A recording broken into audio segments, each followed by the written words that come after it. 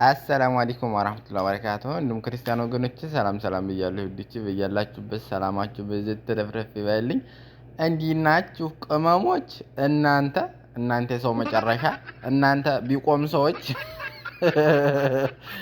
እናንተ የቀን ሰዎች የዝናብ ሱሪ ዛሬማ እንደ እጥባይ ነው ማሰጣችሁ። የምር እኔ ከዩቲዩብ ሰፈር ከጠፋሁ ስንት ወሬ 2 ወር ያልፈኝ ነው። 2 ወር እንደው ወንድማችን ያሲን እምን ገባ ቢያንስ ሲያዝናናን ሲያስቀን ኑሯል። ይሄ ልጅ ጥርሳችሁ ይርገፍ፣ ጥርሳችሁ ለሙቃ ይትረፍ። ጥርስ ብትሉ ጥርስ የትዝ አለኝ። ዋናው ላወራ የመጣሁት አላማ ዛሬ ምንድነው? ስለ ጥርስ ነው። ሁላችሁም ቆም ብላችሁ ይሄ ሁላችንም ችግር ስለሆነ እርግጠኛ ነኝ ሁላችሁም ትወዱታላችሁ። ቆም ብላችሁ አዳምጡኝ። እናማ እንዴት ናችሁ? ተናፍቃችሁልኛል። ከኔ ጋር በጣም ደህና ነኝ አልሐምዱሊላህ። በመጀመሪያ ለሳቅ ጎጆ ቤተሰብ አዲስ የሆናችሁ ሰብስክራይብ፣ ላይክ፣ ሼር እያደረጋችሁ ቤተሰብ ሁኑ። ሽንኩርት አከታተፍ የናፈቃችሁ ሽንኩርት እየከታተፍን ዛሬ ትንሽ እንጫወታለን ማለት ነው። እና ተናፍቃችኋል። ወላሂ ቲክቶክም ላይ ራሱ ጠፍቻለሁኝ። በዚህም ያው እንደዛው ትንሽ ደበር ስላደረገኝ አንዋርም የለ ፕራንክ ላለመደራረግ ምናምን በቃ ብዙ ነገሮች ስላስጠሉኝ ለዛ ነው የጠፋሁትኝ ውዶች። እናማ ተናንተ ጋር ምን አዲስ አለ? ከኔ ጋር በጣም ደህና ነኝ አልሐምዱሊላህ። ተናፍቃችኋል። ያው ነፈቀፈቀፈቀ ታውቃላችሁ፣ ነፈቀፈቀፈቀ እና ትንሽ አማሙኝ ነበር የጠፋሁት። ያው ሰሞኑን ከቲክቶክ ላይ ራሱ ጠፍቻለሁኝ። ትንሽ አሞኝ ነበረ እና ያመመኝም ደግሞ ምን መሰላችሁ? ጥርሴን ትንሽ ወላሂ በጣም አሞኝ ነበረ እና አልሐምዱሊላህ አሁን ላይ ተገላግያለሁ። ይሄ ጥርስ ህመም ከባድ ነው ወላሂ አይደለም አይደለም ለወንድም ለሚወዱት ሰው አይደለም። ይሄ ለጥራት የማይመከር በሽታ ነው ጥርስ ህመም። ወላሂ ነው የምላችሁ ቅመሞች፣ እርግጠኛ ነኝ ሁላችሁም የሆነ ይኖርባችኋል የጥርስ ህመም እና ሁላችሁም ይሄን ስሜት ታውቁታላችሁ። በጣም ከባድ ነው እና የኔ ትልቁ ችግር የምን ነበረ? ተዚህ ምንድነው መንጋጋ ነው ዲድ የሚባለው መጨረሻ እሱ ተቦርቡሮ እንዲያው ምግብ የሚባል አላስበላኝ አለ። እንዲሁ ደረቅረቅ አቋሜን ታውቁታላችሁ። እንዲሁም በአስማት የቆመ ፓስታ ነበረ እንኳን ምግብ ሳልበላ አይደለም እና አለ ምግብ ስንት ቀኔ ይኸው ዛሬ ገና ምግብ እየሰራሁ ነው። ተዛሬ ምንድነው ሾርባ ማንጎ ለበን ምናምን አሲሮች ነገር ነበር እና የምጠቀመው ዛሬ ተሽሎኝ ይኸው መኮረኒ ሰርቼ ልበላ ነው።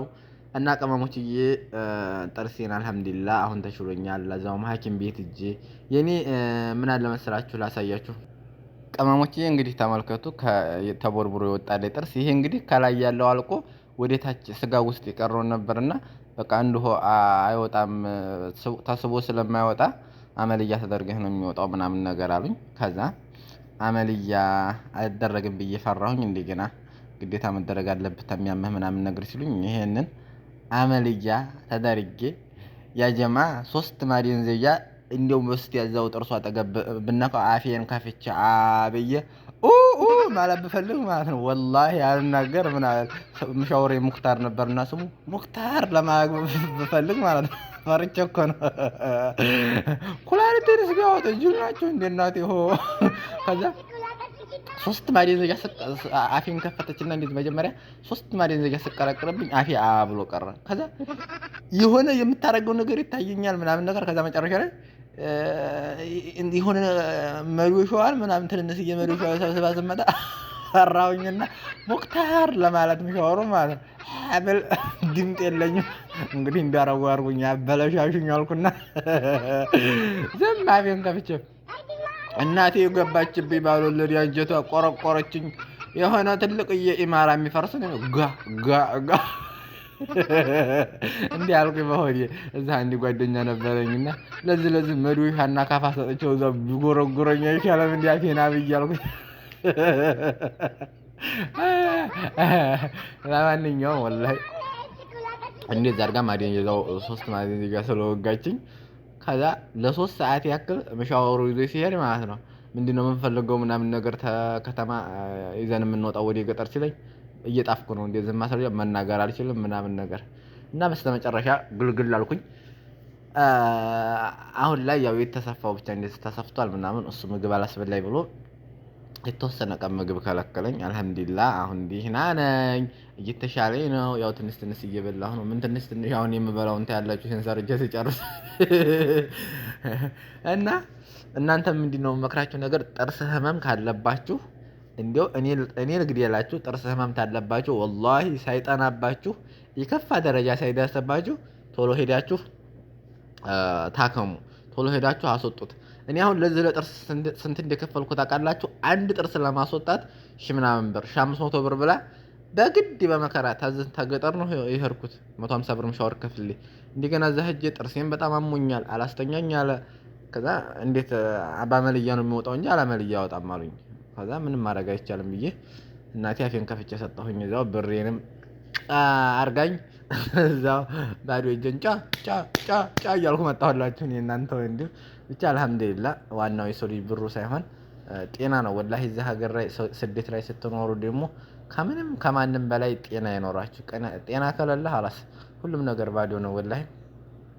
እና ለሁላችንም አላህ አፊያችንን ይስጠን። ግን እንደዚህ የተቦረቦረ ጥርስ ያለባችሁ ልጆች እንደኔ እስከመጨረሻው እስከሚያማችሁ አትጠብቁ።